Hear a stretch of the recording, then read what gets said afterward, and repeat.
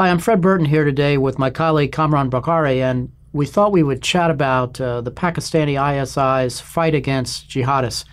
Kamran, what's your take on the current state of play with the ISI and the war on the jihadists?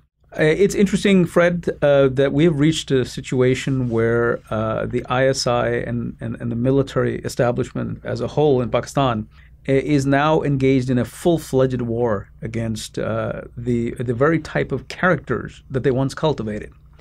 And I think that... What do you mean by cultivated?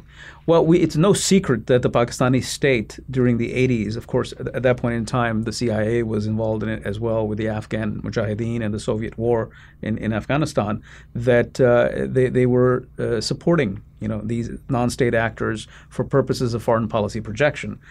Interests aligned, the Saudi, the American, the Pakistani at that point in time against the Soviets.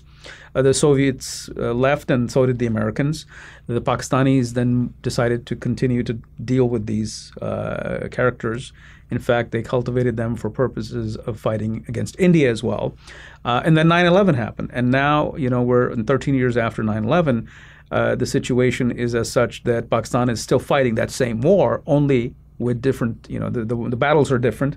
The people who were, or the type of people who were once allies are now the enemies.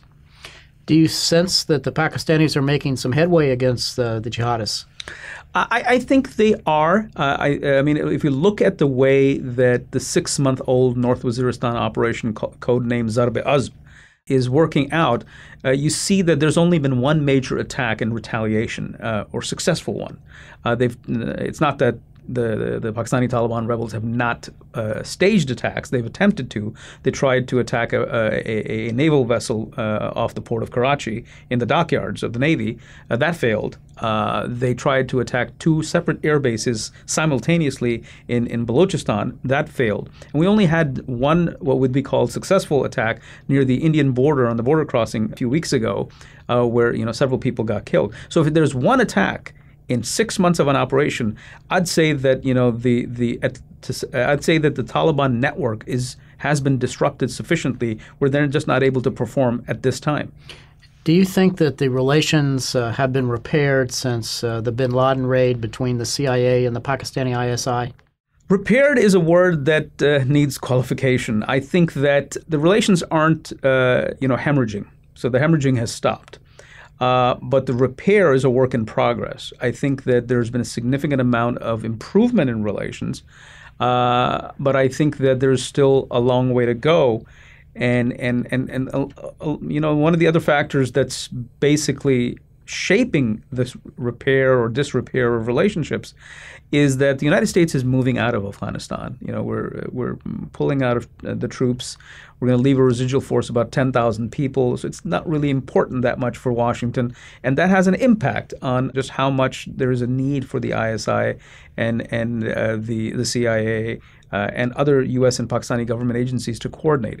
The coordination will remain, but it's not going to be at that level that we saw in years past.